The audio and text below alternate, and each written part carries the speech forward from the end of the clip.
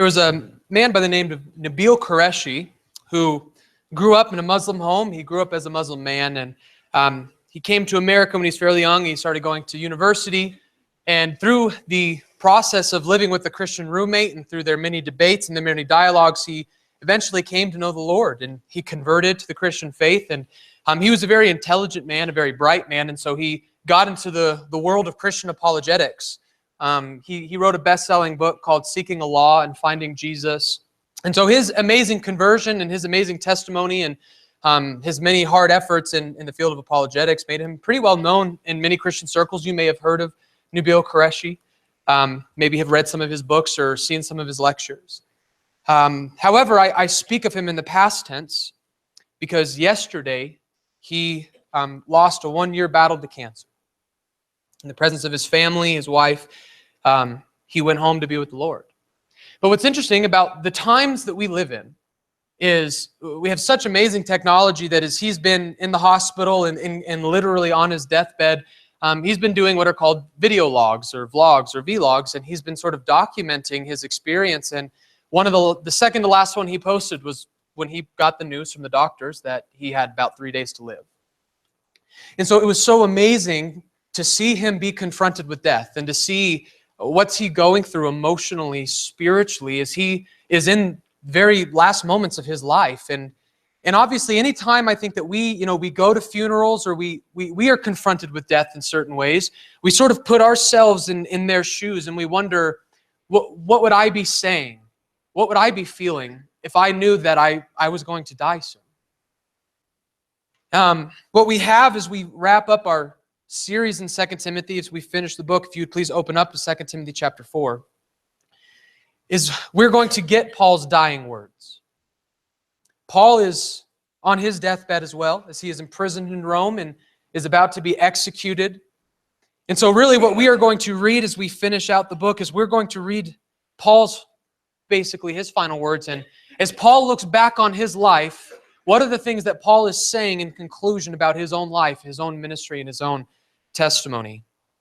We begin in verse 6. If you would please follow along, for these are the very words of God.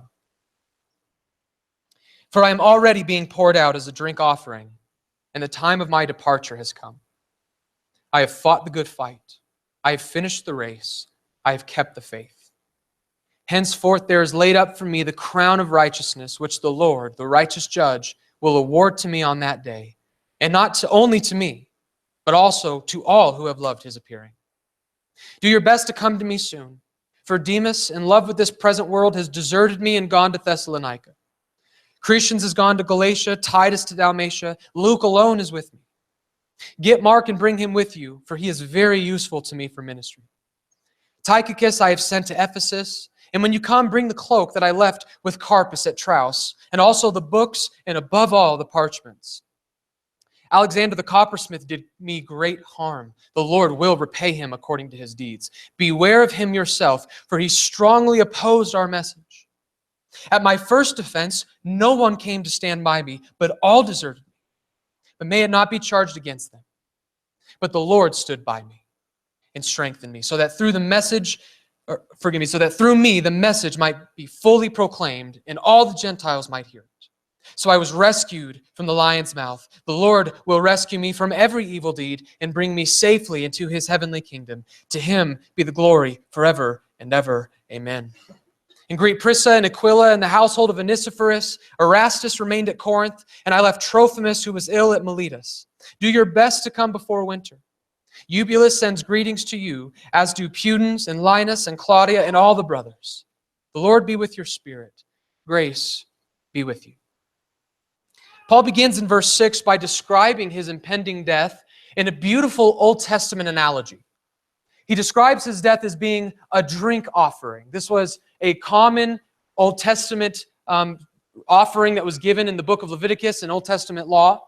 And Paul here is describing his death as being that very drink offering poured out onto the altar. So what Paul is describing for us is he is not just about to die, he's about to die a martyr's death. He's about to receive a martyr's crown. You see, he's not just losing his life, but just as he has given his entire life on earth as a sacrifice to God, he thought it fitting to give his death as a sacrifice to God as well. Paul is dying for the gospel.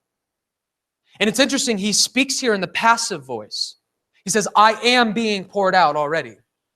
In English, the active voice is what you're going for. The active voice is stronger. So why would Paul use a weak sentence here? Because what Paul wants to communicate is that this is something God is presently doing to him. God is the one acting on Paul. Paul is the offering, and God is the one pouring this on the altar. It is God in His sovereign plan who has decided to delight and make much in the glorious martyr's death of one of His most faithful servants on earth. So Paul is in his last moments. He is soon to depart. And as Paul, from this Roman prison, looks back on his life and sort of summarizes his ministry, he says the words that all of us long and hope to be able to say when our final moments come. He says in verse 7, I have fought the good fight. I have finished the race. I have kept the faith. This needs to be what we say in our final moments. Paul, it's interesting the way he describes through this sort of triad of virtues here. He describes the first one, and verse 7 really is the theme in the summary of our entire text. It's an exhortation to fight, to finish. For Paul, finishing well is just as important as starting well. The Christian life is not one we get to jump into and then jump out of and think everything's okay. The Christian life is not one where you get to just say a magical prayer, walk away from the Lord, and everything is dandy because you punched your ticket. You see, Paul believes that finishing the race is just as important as getting into it. Finishing well is the exhortation. Really what we're saying is to fight the good fight because it's worth it. That's the theme, that's the summary, that's the thesis of this message. Fight the good fight because it's worth it. But it's interesting that Paul would even begin to describe the Christian life as a fight. He doesn't describe it as a breeze, as a coast, as a kick your legs back up and enjoy the ride. He describes the Christian life as a fight. That indicates to us Paul's mentality about walking as a Christian. It's difficult, it's a struggle, it's not easy. As a matter of fact, when we stop and think of what is it that we are fighting, and in a fight, there's always two sides. What is it that we're fighting? Well, for Paul, that's multifaceted. For example, in 2 Corinthians 10, 3-5, Paul says this, for though we walk in the flesh, we are not waging war according to the flesh. For the weapons of our warfare are not of the flesh, but have divine power to destroy strongholds. We destroy arguments and every lofty opinion raised against the knowledge of God, and we take every thought captive to obey Christ. So you see, Paul says the first part of our, not physical warfare, not crusades, but the first part of our spiritual warfare, what we're fighting against is false doctrine, false theology, false teachers. Any single person who would dare raise up these lofty opinions against the knowledge of God, we are called to fight, to initiate warfare, and to take them captive. This is violent language. Weaponry, warfare, captivity. Paul is using this fighting analogy to describe the enemy, which is false teaching, false doctrine, false teachers. We are called as Christians to destroy those things, to take captive those things, to force obedience upon those things. So one of the things that makes the fight, the Christian life, so difficult is our constant battle with the unbelieving world, our constant battle with false, unbelieving claims to truth. However, as a matter of fact, that's most of you know, Ephesians 6, the armor of God. Right? When Paul talks about all the things that God has given us, he describes them using, again, warfare analogy. We are given swords and breastplates and helmets and shields and boots. Paul is calling us to fight against false teaching, to fight against evil powers that be. But it's not just external foes that the Bible says that we fight against. In Colossians chapter 3, it says, put to death the immorality that is within you. Hebrews chapter 12 talks about our struggle with our own sin. We are not just fighting external battles, we're fighting internal battles. We are called to put ourselves to death every day, to bear our cross Every day. Every day is a fight against our own pride, our own lusts, our own desires, our own aversions from the gospel. Our heart, that famous hymn, prone to wander, Lord, I feel it, prone to leave the God I love. We have hearts, even as redeemed sinners, that are still prone to find their affection in things outside of God and His law. We fight ourselves. We kill ourselves. We fight against the sin and the passions and the desires within us. So the Christian life is one where every day we wake up, we're ready for war. War with the world and war with ourselves. It's not easy. It's a fight. But notice how Paul qualifies it. It's a good fight. We live in a world where there's a lot of fighting going on small and big levels that are fights that aren't worth having. The Christian life is a fight worth fighting. That's why that's the message. Fight the good fight because it's worth it. It's worth fighting. He doesn't just describe it as a fight, though. He describes it as finishing the race. I actually prefer the way the NASB translates this verse over this. The NASB says to finish the course. Because notice how Paul doesn't say he won the race. He doesn't say what place he finished. He's just commending himself for finishing it. So the idea in the Greek and in the English is Paul is not talking about, he's not creating for us some analogy where we've got a bunch of competitors and we're trying to beat them to the line. The word course or the word race here is what Paul is communicating is that God has given him a specific path and his job is to get to the end of that and never wander off that path. And Paul's saying, I did. I finished my course. I finished that which God gave me. As a matter of fact, he says it elsewhere in Acts chapter 20, verse 24 like this. But I do not account my life of any value, nor as precious to myself, if only I may finish my course in the ministry that I received from the Lord Jesus to testify to the gospel of the grace of God. Paul's course was to testify to the gospel and be a light to the Gentiles. That was the solo race he was running, and he finished. He did it. He stayed on course, and he never broke. He finished that which God gave him. But running is hard. Racing is hard, and it's long. The Christian life is about perseverance. The Christian life is about sanctification.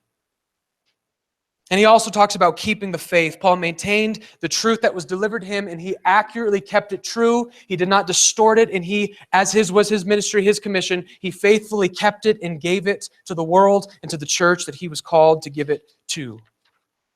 Paul finished the race. He kept the faith, and he fought that good fight. Now, what Paul has also done is he is not just because in 1 Timothy, these are the commands he gave Timothy. He commanded Timothy to fight the good fight. So Paul sort of put his money where his mouth was. He did that which he commands Timothy and all of the Christian people to do, to fight this good fight. But Paul also here tells us why it's worth it. He gives us the very motivation we need to endure this fight, to persevere in this race. And what is the motivation? Well, look at verse 8. Henceforth there is laid up for me the crown of righteousness, which the Lord, the righteous judge, will award to me on that day. So Paul is saying, here's why the fight is worth it. Because guess what comes after? Righteousness. This amazing picture of God, of Paul describing the one God who actually is righteous, the one person who actually has the authority to give righteous, standing in front of those he has already made righteous and giving them an eternal glory, an eternal heavenly dwelling, a place free from sin where they will dwell with Jesus forever. That's why this fight is worth fighting. The glory of heaven. Paul says in Romans 8:18, for I consider that the sufferings of this present time are not worth comparing with the glory that is to be revealed to us. That's why this fight, this race, is worth fighting and running.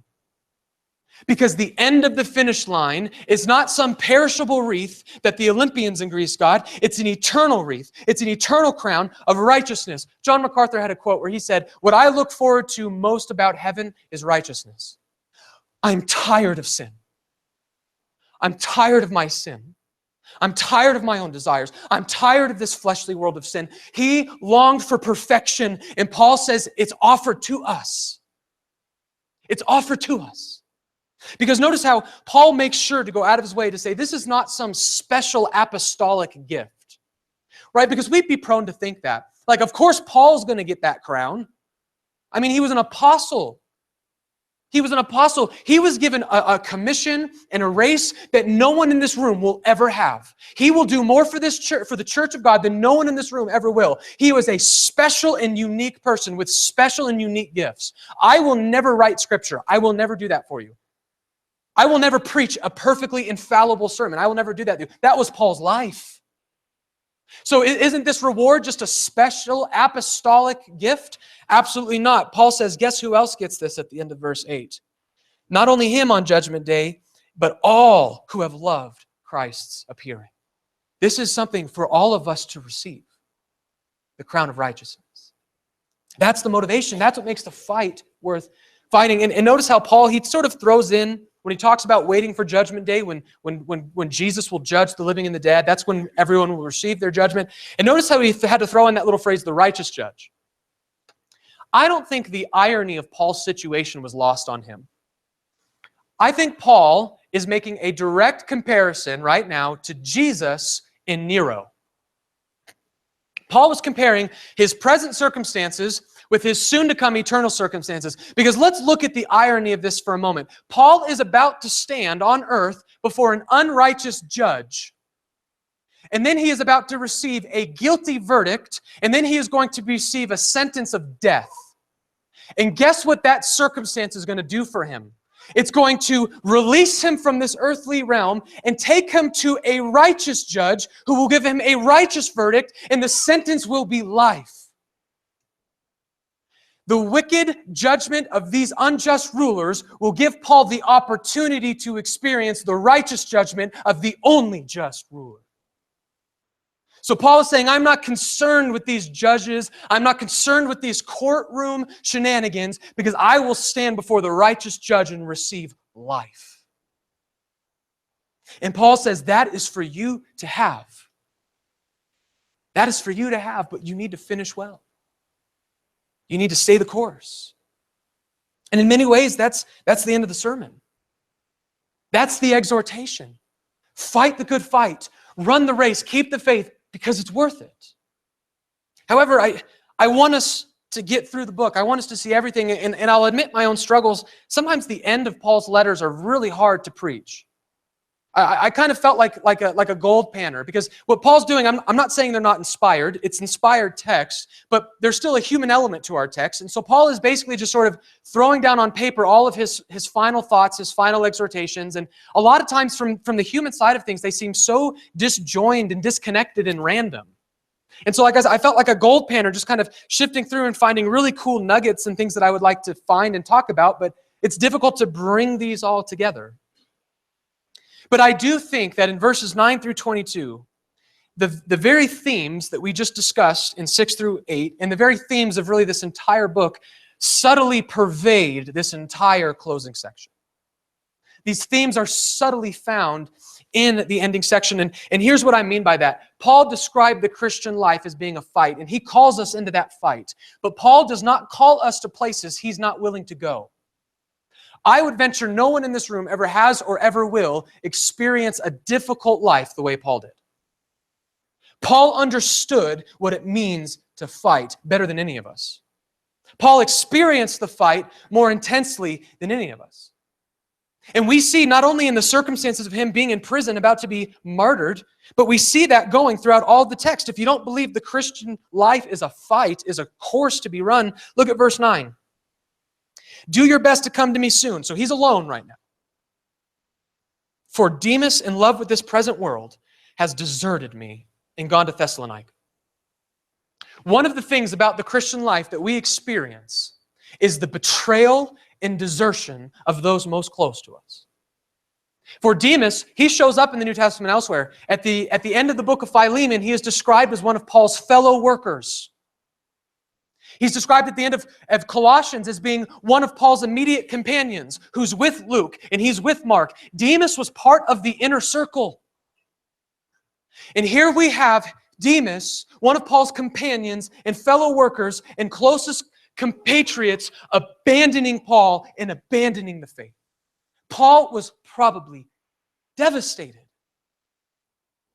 Now, if you were to read most commentaries, they would actually disagree with me that Timothy fell from the faith. Because later on, we're going to get to, Paul says that everybody deserted him. So to desert Paul is not necessarily to abandon the faith. But here's why I believe Paul did, in fact, abandon the faith.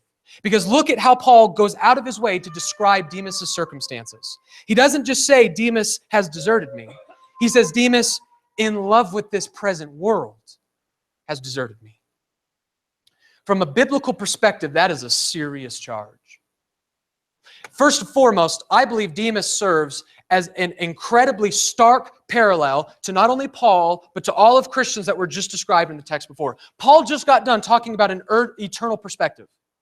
Paul's circumstances are miserable. He's in very humble circumstances right now, but what's his motivation? Eternal things. They can kill the body, they can destroy me, they can do whatever. I have a crown of righteousness awaiting me. So Paul has abandoned the earthly world and has instead set his mind on the eternal world. That's what Paul has done.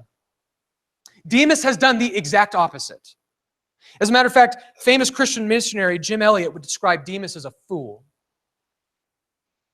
Jim Elliot once says, he is no fool who gives what he cannot keep to gain what he cannot lose. You see, Paul recognized this life, no matter what I believe, no matter how I live it, I'm going to lose it eventually no matter what. I might as well get rid of it now and obtain a life I cannot lose. And guess what Demas decided instead? I'll get rid of the life I can lose and I'll instead embrace the one that I inevitably will. He's a fool. And all who fall astray from the Christian faith are fools. And so Demas is not only being compared to Paul and having an earthly, non-eternal perspective, he's being compared to Christians. Because Paul describes Christians as those who loved Christ's appearing. And then Demas is immediately introduced as somebody who loves, but not Christ's appearing, the world. There is no room in the human heart to love the world and to love Jesus. They cannot cohabitate. As a matter of fact, keep your marker here and turn to 1 John chapter 2. And we're not only going to get a divine interpretation of this, but you're going to see how it ties into fighting the good fight of faith. 1 John chapter 2. So John is going to explain to us the very contradictory nature of love for the world and love for Christ. And then he's going to immediately tie it in as to why this is so important for us. So he says in verse 15, do not love the world, Demas, or the things in the world, Demas. If anyone loves the world, the love of the Father is not in him. For all that is in the world, the desires of the flesh and the desires of the eyes and the pride of life, is not from the Father, but is from the world. And the world is passing away along with its desires, but whoever does the will of God abides forever. So there's the option. You can have the eternal or you can have that which will perish. It's on the table. But now John is going to apply this to the circumstances of the first century church. Because look at what he says. Children, it is the last hour, and as you have heard, the Antichrist is coming, and so now many Antichrists have come. Therefore we know that it is the last hour. And they went out from us, but they were not of us. For if they had been of us, they would have continued with us. But they went out that it might become plain that they are not all of us. So the divine interpretation of those abandoning the faith is they were never one of us to begin with. For if they were one of us to begin with, they would have remained. But they went out from us to prove they were not of us. Demas was never really of Paul. He was never really of Christ. If why? He would have remained. But here's why this is important. Why did the Apostle John have to go through this? Because the first century church was experiencing this. Their friends, their loved ones, their church members, those who professed the faith, those in the inner circle, were leaving the church in droves. So what I'm saying is that Paul's experience with Demas is not a random apostolic experience. This is part of the Christian life. This is something we all experience. A few weeks ago when we did our prayer night here, one of the things that we prayed for, John had us pray for inactive church members in one of the subcategories that we were praying for is we were praying for people who have walked away from the faith. And it was amazing because the second John said that, I bowed my head and faces and names came rushing to my mind. And before I could even open my mouth to pray, I heard Dale pray for his loved ones behind me. And then I heard John Clark pray for one of his loved ones. And my heart sunk in my chest. is I realize that likely every Christian in this church has someone dear to them who has abandoned them and abandoned Christ. And my heart broke. I don't know these people. I don't know who they prayed for, but I know that they're real people with real loved ones, and they're in a dangerous place.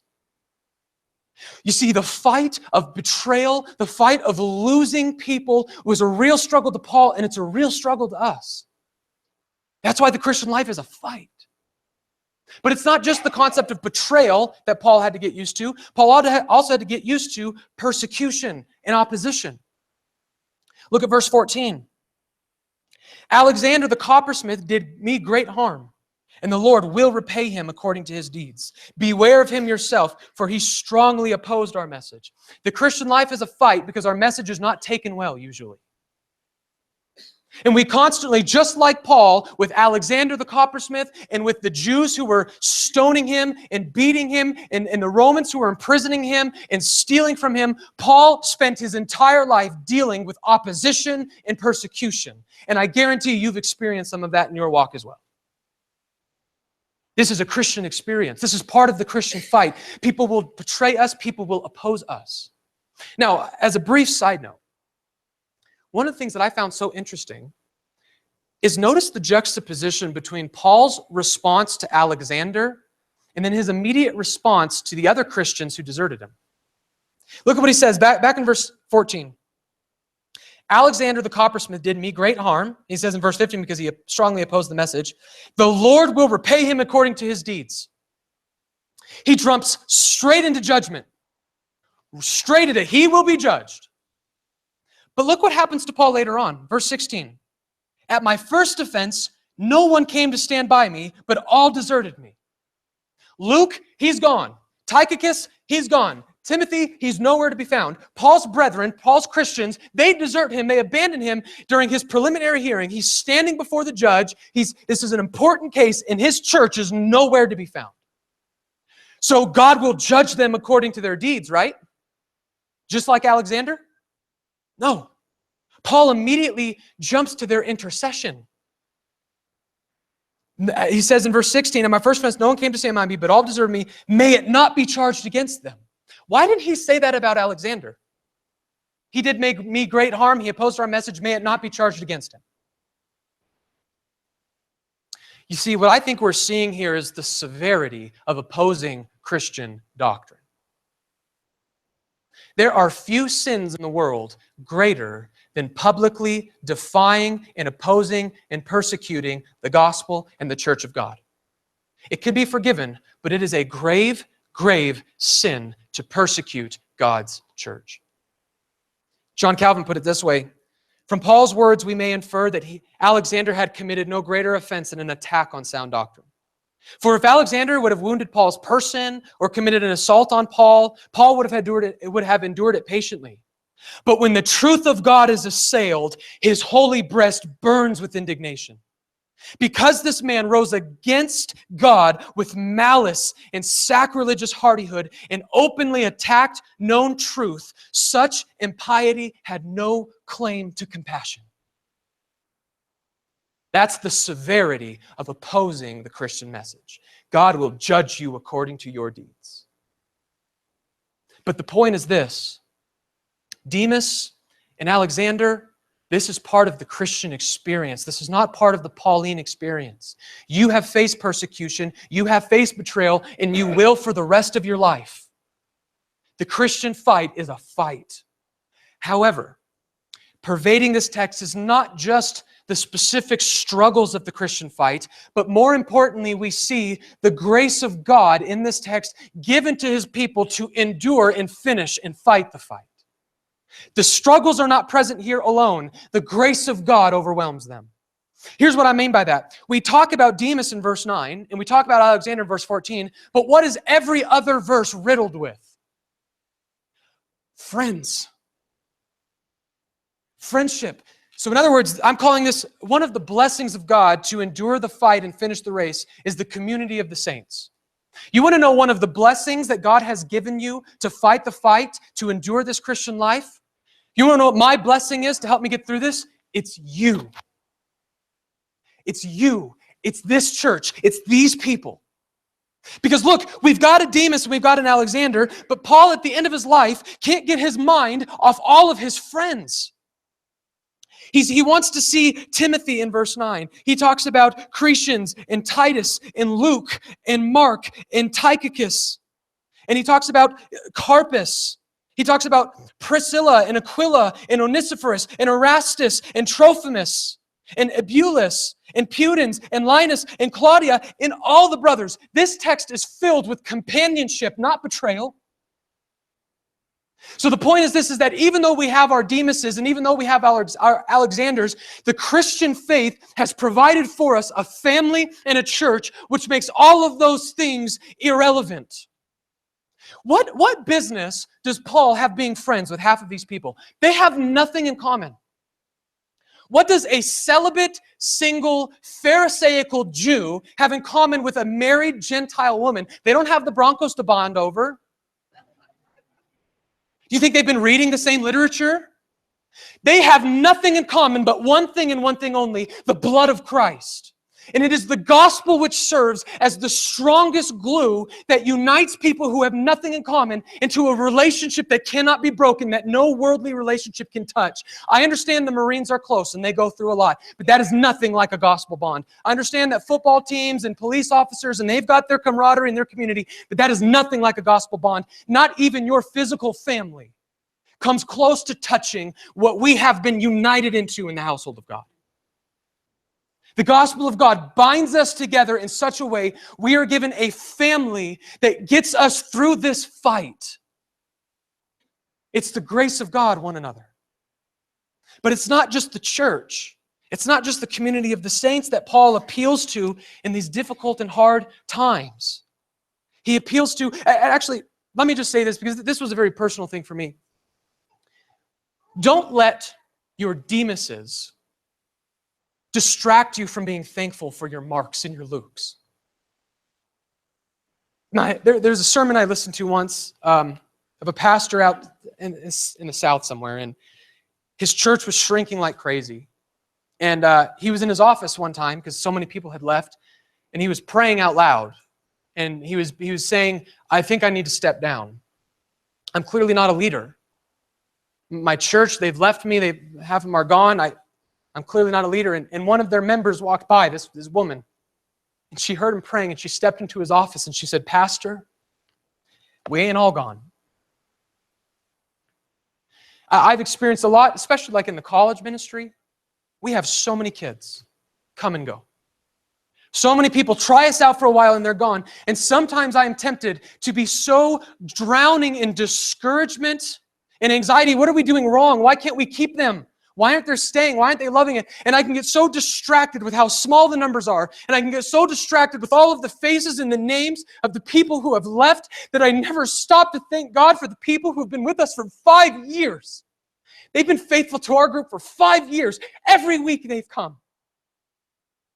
I imagine Paul in his discouragement with Demas. He says, Luke alone is with me. I imagine Luke telling him, I know Demas left, but I'm still here, Paul. I'm still with you, Paul. Do not let your Demases, do not let those who have fallen away distract you from the blessings of those who are faithful to God and faithful to you now. Because Paul, at the end of his life, is surrounded, not physically, but spiritually and emotionally, he is surrounded by community. But he's not just surrounded by a relationship to the church, which is sustaining him. He's also surrounded by a relationship to someone else far greater than the church. Because as we see in verse 16, as amazing as the bride of Christ is, and as blessed and glorious as the church of God is, we're still prone to hurt one another. The church is gone. Now, let's give them a little bit of a break and remember that to be friends with Paul was a hard thing. It's easy to be friends with me. It's hard to be friends with Paul. Paul got you in a lot of trouble. A lot of physical pain. As a matter of fact, in the book of Acts, there's one time when the Greeks go looking for Paul and they can't find him. So they go and they find Jason, the guy who's housing him, and they drag Jason out. Jason was about to get beat up and robbed just by being friends with Paul. It's not easy to be friends with Paul. So we can understand the insecurities and the fear of having to stand before the Roman Gentile army and be on Paul's side. So let's give him a little bit of a break. However, Paul still tells us the facts of the case, which is that they did desert him. They're gone. And now Paul is standing alone. So when the church is gone, what do we have? Well, Paul says, I'm not actually alone. Not only does the community of the saints help us fight the fight, but the faithfulness of God to us is our ultimate need to fight this fight. Paul says in verse 16, at my first offense, no one came to stand by me, but all deserted me. May it not be charged to them. Verse 17, but the Lord stood by me and strengthened me. We serve a God who is relentlessly faithful. We serve a God who will never forsake us, nor betray us, nor desert us. That's what makes the fight worth fighting, even when you have to stand alone. Sometimes, like Paul, you are called to stand alone. The great pre-reformer Athanasius, when all of Christendom has abandoned the Trinity, even the modern day Pope signed the Arian Creed. The whole church has abandoned the Trinity, and one Latin phrase has now been ringing through the echo chambers of history, which is Athanasius Contra Mundum, because Athanasius decided, I don't care if everyone else denies the Trinity, I will believe it. It's what the scriptures teach. He stood for the Trinity alone, and we owe him our allegiance. He was willing to stand alone. Are you? Are you willing to stand alone? And you might say, I don't know, I'm weak and I'm frail, but here's the encouragement. The Lord will stand with you. He will strengthen you. He will never abandon you. He is perfectly faithful. The book of Hebrews puts it this way, keep your life free from the love of money and be content with what you have, for God has said, I will never leave you nor forsake you. So we can confidently say, the Lord is my helper, I will not fear. What can man do to me? The faithfulness of God sustains us in the fight. But not just the faithfulness of God, the sovereignty of God sustains us in the fight. Because look at what Paul says about his circumstances. The second half of verse 17. The Lord stood me and strengthened me, so that through me the message might be fully proclaimed and all the Gentiles might hear it. Paul's commission, his race, his course, was to bring the gospel to the Gentile world. That wouldn't have happened effectively without this imprisonment. This imprisonment has allowed Paul a direct line to the head of the snake. Paul is now piercing the most evil and corrupt nation on the face of the earth.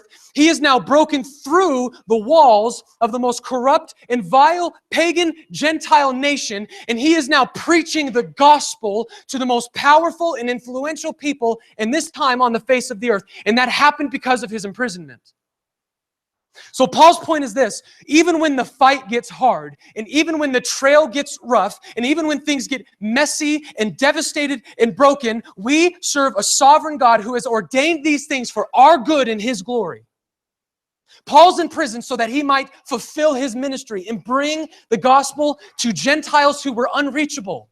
You couldn't just schedule a meeting with these people and preach the gospel to them, but here Paul is right in front of them preaching, and it's their fault. Paul's endurance and motivation to fight the good Christian fight is remembering and knowing my sovereign Jesus is in control of all of this. And it's for my good and it's for his glory. So in conclusion, church, may I exhort you to fight the good fight, to finish the race, to keep the faith, because I promise you, it's worth it. God has given you the blessings to endure. He has given you what you need to endure. So finish well. If you would please stand. For our prayer this morning, I'm going to read from Psalm 94. I would ask that you would close your eyes and that you would make this your prayer as well. For the Lord will not forsake his people. He will not abandon his heritage. For justice will return to the righteous, and all the upright in heart will follow it. Who rises up for me against the wicked? Who is it that stands up for me against evildoers? If the Lord had not been my help, my soul would have soon lived in the land of silence. When I thought my foot is slipping, your steadfast love, O Lord, held me up. When the cares of my heart are many, your consolations cheer my soul. Can wicked rulers be allied with you, those who frame injustice by statute? They band together against the life of the righteous, and they condemn the innocent to death. But the Lord has become my stronghold and my God and the rock of my refuge. Father, you are forever faithful to us. We are thankful for your faithfulness, for your sovereignty, and for all that you do to sustain us, to love us, to strengthen us, and to persevere our souls. You are good to us, God. May we be motivated to fight the good fight for you and have an eternal perspective, longing for your return. You are good to us. It's in Jesus' name we pray. Amen. Thank you. May you go in the power and peace of the resurrected King.